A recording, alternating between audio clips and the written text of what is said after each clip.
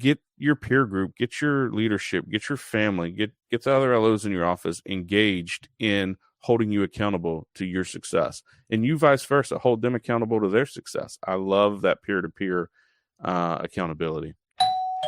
What's up, fellas? Halfway through the year, most LOs are feeling pretty good about the business they're doing.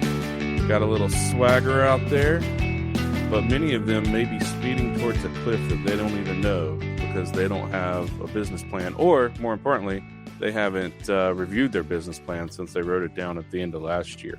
I think that's what we're going to be jumping into today. For Tom Mills and Dave Holland, this is Robert Fillyaw with Linden Leadership with the Mortgage Pros. Thanks for joining us today, guys. So, first half of the year is gone. First quarter for most of us was pretty slow.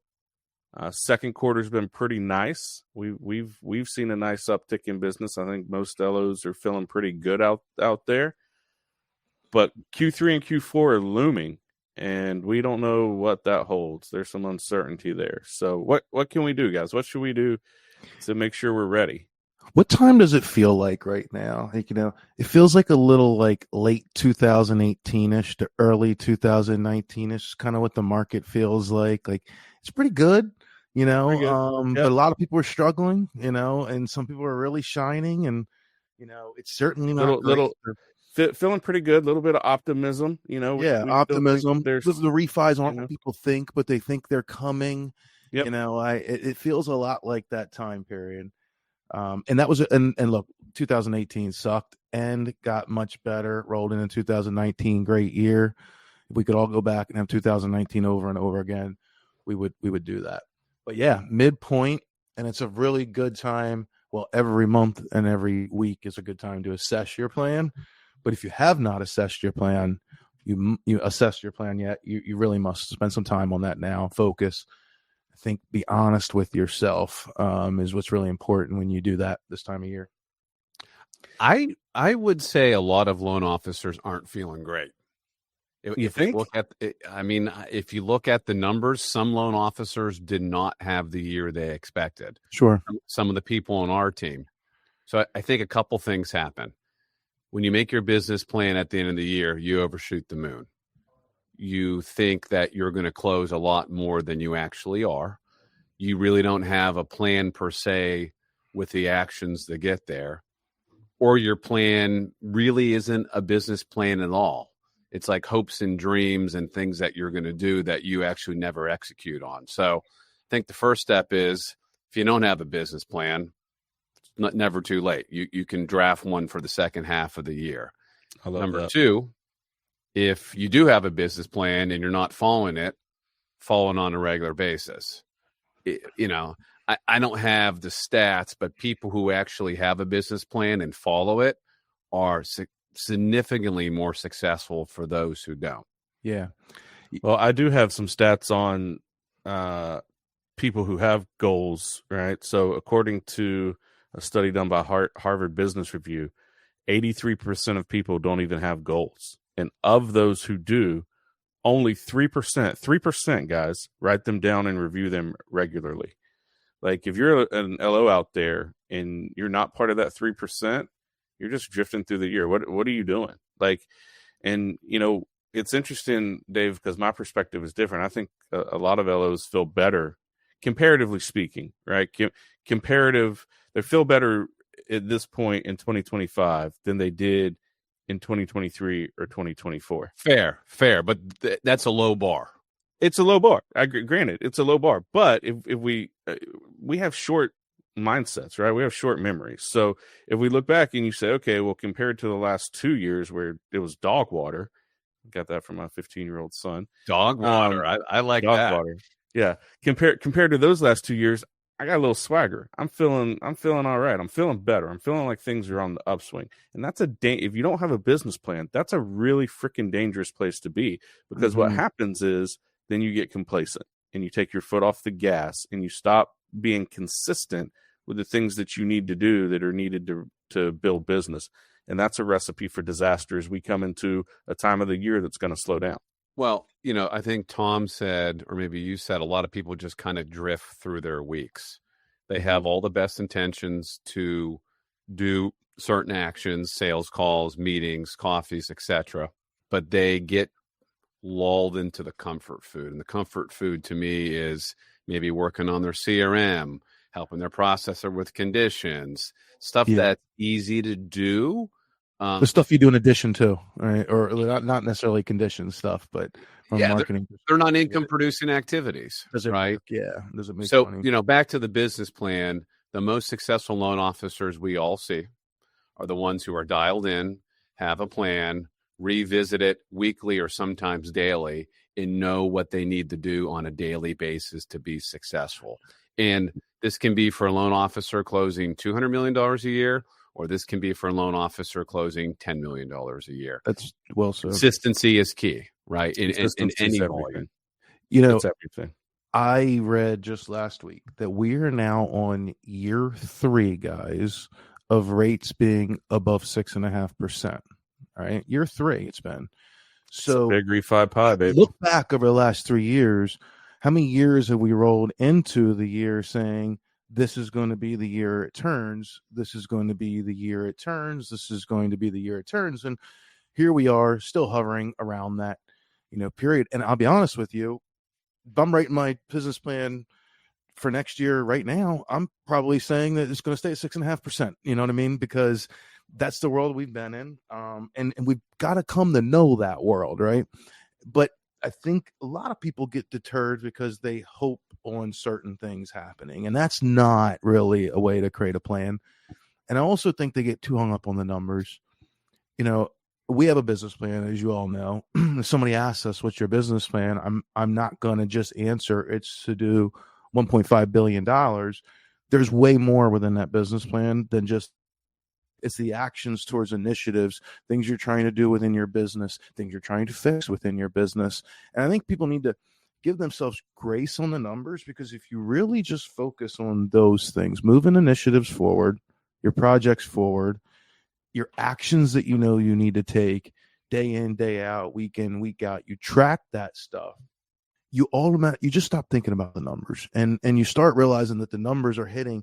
And if the numbers aren't hitting, you realize, all right, I overshot the moon a little bit. I banked on this happening.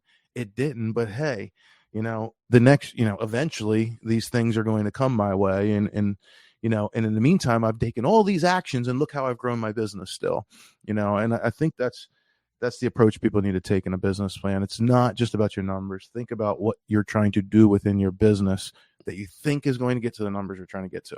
Yeah, I think that's well said, Tom. It's the activities, right? Like when I'm coaching, I tell people, don't even worry about the results. Like if you do the activities, if you are consistent and intentional and you put in the work, I guarantee you the results will come. You'll look up and they'll be there. But the business plan, that's why it's so important to have a robust business plan, not just I want to close 25 million this year. Okay, that sounds great. How? What are you going to do? What are the actual activities that you're going to do? And then that's what you measure and you stay accountable and consistent to. And if you do that, it works. But that's a grind, right? So now that we're like halfway through the year, people have had their business plans tucked away. Like, how do you guys check yourself? What do you do? Like, what are you doing? And what do you do if you like look up and you're like, crap, I've coasted and I've kind of got off track, right? Most people set these goals in January and they don't look at them again.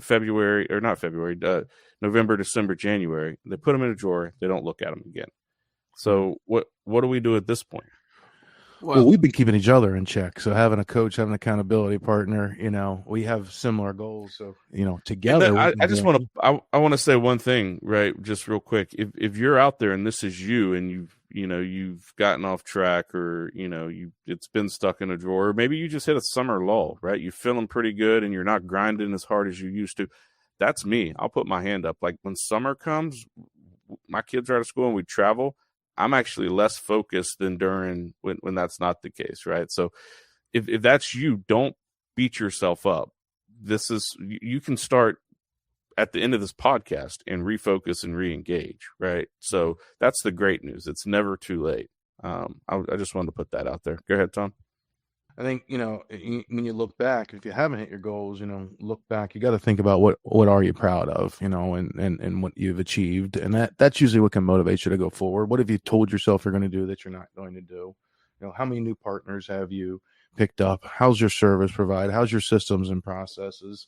How have you worked your database, your customer base, and stayed in front of them and set yourself up for, what's to come? Agreed. And if you've not done the activities that you said you're going to do them now. When I was thinking about the podcast this morning, I thought of some action items that I need to do for the second half of the year. And I didn't follow my plan exactly. Now I'm on my numbers. Like I'm on my numbers. I'm pretty much where I need to be. I know the second half always finishes stronger than the first. So I'm at 50% of where I need to be as of July 1st. So I'm happy with that. But I think about what I needed to do. So 2 quick tips that I would give anyone if they've not done them to see not immediate results, but results 60 or 90 days down the line. If you've not called your database, for the love of God, get a plan to call your past customer database. It's not expensive. It's free. They want to hear from you. This is a whole nother podcast, but start with that today. Our technique is grab one letter of the alphabet. We were just talking to an LO about this yesterday. Grab one letter of the alphabet for each week. So next week, start with A's, the following week B, and you'll bang it out in 20 weeks because you can combine a lot of those letters. That's number 1. Number 2, send a postcard out to your entire customer database. It's the cheapest way to do it. Put your picture and phone number on it. You warm up your database. Those are easy actionable items to do. And then look at your first six months of the year, and I would call every single realtor that you've worked with and just remind them that you're in business and that you'd love to work with them. There's whole scripts for that. Those are items that you could probably in 1 or 2 weeks of discipline action do. Most are all phone calls. Most are free. You'll get some coffee and lunch appointments.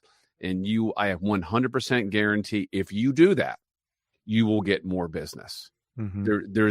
You could be the worst person on the phone and you'll get business out of it. So those are 2 very actionable items that you can start with today.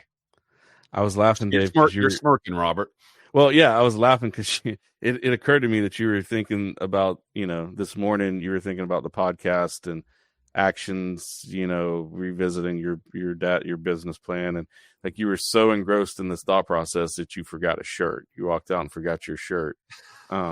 Because you were so focused on it.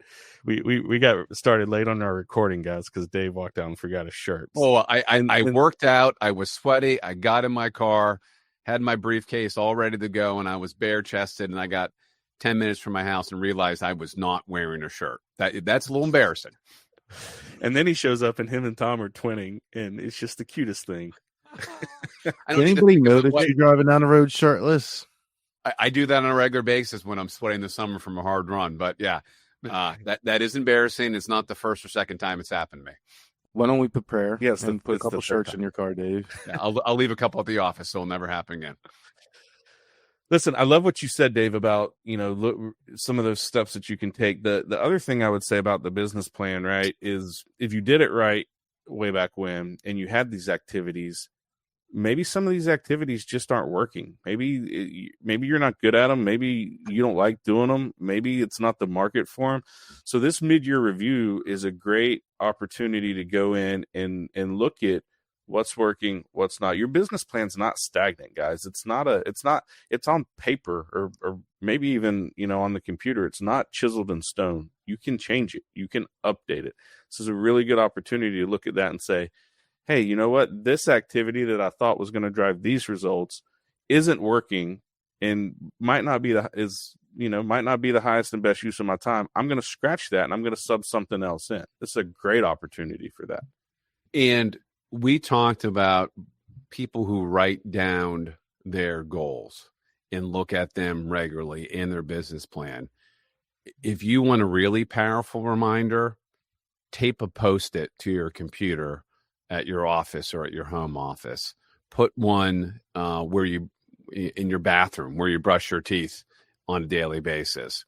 Those reminders are powerful. And people who transform their lives or their business are constantly thinking about their goals and reassessing their goals. It's a whole mindset. Well, you have to So build your mindset too. I mean, we had one of our mentors, Irene Duford, in our sales meeting, the other day, and she had a great message, talked about self-talk and the importance of it, and how you build your self-confidence and how you start to achieve greater success from that. And I think that's something I really believe in, because I think a lot of the times, we talk about people that may feel like they're not happy. Dave, you mentioned a lot of loan officers aren't happy with where things are. They really need to build their confidence towards doing the things that they have chosen to do that they're not doing.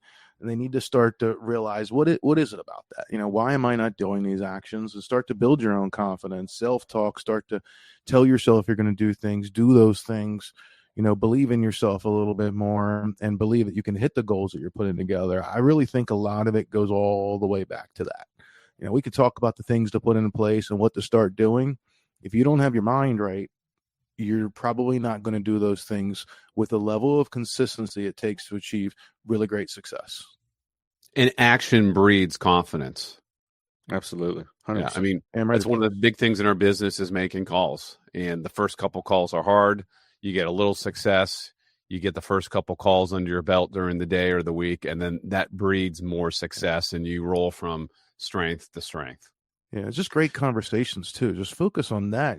Start with your database. If you're having some call reluctancy, start talking to the people that like you. You know what I mean? Call your raving fans, and they'll make you feel better and build a little confidence, and start calling some other people. Mm-hmm. Look back and you had 50 of those great conversations. I bet you did something that week. No doubt. I also love to remind originators, this is a great time when you're revisiting all of this, right? Revalidate your agents at this point, right? Because those agents that you put on your target list at the beginning of the year that you're chasing and calling and trying to get business from, and little man's on your shoulder saying you suck because they're not sending you any deals, pull their year-to-date production up, and I guarantee you'll find some of them have none, right? And that's why they're not sending you business, and it's messing with your mind. But so often, we get motivated. We're going to build our target list. We have a plan, and we vet the agents then, and then we never re-vet them, and we're chasing the same agents. Meanwhile, some of them are out of the damn business. They don't have any business. So this is a great time to revalidate those agents as well. Remember, we're looking in our world, we want to see 8 or more buy sides a year, and that's considered a qualified agent. If they have less than that, frankly, they probably don't have enough business to send you. Mm-hmm. And how many of them have you picked up halfway through the year? How many new relationships have you created? Because I don't know anybody's business that's growing right now if they didn't create new relationships. Like, absolutely, nobody's business is growing. So Q1 is behind us, guys. Q2, Q2 is, yeah, behind us. We're in Q3 here. We're in Q3. Wow. And statistically, historically, right, as we get deeper into Q3, Q4, we see the slowdown start to happen, right? And geographically, this can vary from LO to LO based on seasonality. Dave's, in the north, winter is coming, as we say. So the other important thing, and really the sense of urgency for all of this, is revisiting this and the actions, like recommitting and putting forth the effort and the energy on these actions and activities for the next 60, 90 days is really what's going to determine how you finish the year. And the LOs that do this, we're going to see finish really strongly. And the LOs that don't, we're going to see their business fall off because of the time of year we're going to come into. I firmly believe that. And I've seen it over and over again. Also, this is a great time to take stock. Maybe you're chasing a goal. Maybe you're trying to make Scotsman's Guide, or you're trying to hit your company's President's Club trip, or whatever your annualized production goal or income goal or whatever it was. This is a great time to re-engage and re-energize to make that final push for the year to achieve whatever that milestone is. So I can tell the originators out there, I would not bank on rates. That's a fool's errand at this point. Jerome Powell has 10 months left in the seat that he's in. I don't know that we're going to see anything drastically change there until he's out. And we're not going to get too deep into that. But my point there is, plan on the market not giving you anything. You have to go and make it happen. I think let's talk about the power of chasing something, a goal, like you mentioned, a president's club or a Scotsman's guide or some recognition. But I think that can go down to any. Let's say your company doesn't have a president's club, or you don't think you're possible to chase that, and you got to set your own personal kind of goals too. Like, if I do this, I'll take my family here, and share those types of goals, and people find that as motivation. And tell your kids that, hey, daddy does this, we're gonna blah blah blah, and and then you push harder for yourself, just like the way that person's pushing for that recognition or that that president's club trip. I think we all need something in front of us to chase after. It gives motivation. I love that, Tom. And you know what? There may be some of you out there that are at a point where you look and you're like, I'm not going to make my company trip, or I'm not going to make this, or I'm not going to make that. This mid-year review is also a great point to reset a different goal for yourself, right? Like, dial it back in and say, okay, well, I'm not going to hit this, but like Tom just said, if I, whatever criteria, and guys, don't even make it actually closed loans. Make it activity based. Give yourself a treat based on activity based. I'm going to call 10 agents a week from now through the end of Q3. And if I do that, we're going to do a weekend away, whatever it may be. I'm going to go play a round of golf, whatever. Right. Incentivize yourself with some of that. I love that. I also love what you said, Tom. Tell somebody about it. Like, get your peer group, get your leadership, get your family, get the other LOs in your office engaged in holding you accountable to your success, and you vice versa, hold them accountable to their success. I love that peer-to-peer accountability. And that's something we just talked about on our sales call last week, was getting pairing up people based on production and personalities and accountability partner. I think, everyone knows that if you have like a personal trainer or a friend who you work out with, like you will let yourself down on a regular basis, right? Because, it's easy to do. But if you have an accountability partner, someone you work out with, someone you talk to every 48 hours, another loan officer, you will work harder to show up for that person than you will for yourself. That's just human psychology and human nature. Mm-hmm. So what I would encourage our listeners to do, if they don't have an accountability partner, find one. Maybe that person's not within your company. Maybe it's another loan officer at another company that you have a good relationship with. I think that is huge. In fact, I think I'm going to get my own accountability partner after this call. I like it. Maybe they can remind you to work. We're taking volunteers to be Dave Holland's accountability partner. Send them in with your questions. That's a big task. Dave's hard-headed. So what if it's that person out there and they're like, I don't business plan. What's that? It's non-existent. I'm going to say, go back through the catalog of episodes, and we did an episode on business planning. Check that out. That'll give you some great foundation to get started. There's plenty of information online. If you Google business plan, for loan officer, throw it in Chat GPT, you will get an actionable item, and you will get a great business plan. Don't over elaborate one pager, guys. We don't need an over elaborative business plan. It can be, it's as simple as it can be on a napkin. If we're being honest, I mean, it's more of an I will statement than a business plan. It's more about that. We talk about the actions versus the numbers. It's an I will statement. What are the 5 things you're going to do? You're going to commit to every week. What are they? That's your business plan. It's not a thesis. You're not going for your doctorate. And listen, hey, if you're out there and you're listening today and you're like, damn, all this sounds really great, but I'm lost in the sauce and stuck and don't even know where to start, reach out to us. Give any one of us a call. Hit us up with email. We'll be happy to engage with you, happy to walk you through it, happy to help you on it. One more thing. We kind of geek out over this stuff, so we enjoy doing it. And make sure you ask yourself, what are the things that you need to do more of?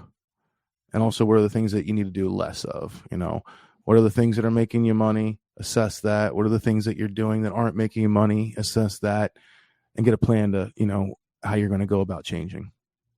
I like it. All right, guys, we're coming to probably the point in time where people start tuning out to us and get tired of hearing us. So, final thoughts. Let's wrap this up. I got a question.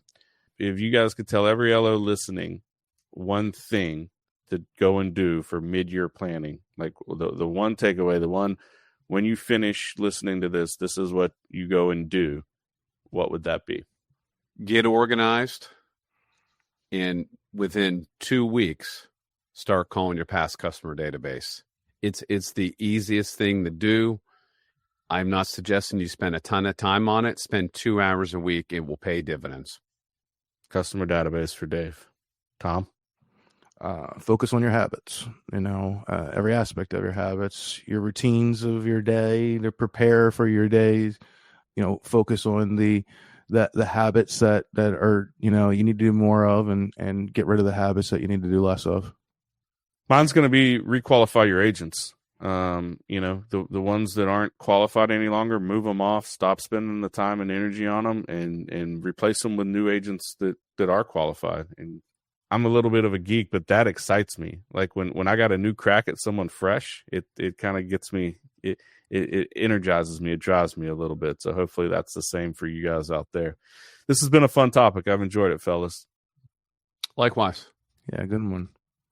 Hey, listen, if you're out there and like I said, if you have questions, if you are lost in the sauce on business planning, on any of the stuff that we're talking about, reach out to us. If you have any questions in general about, situations that you're running up, leadership type things, anything to do mortgage related, we'd love to hear from you.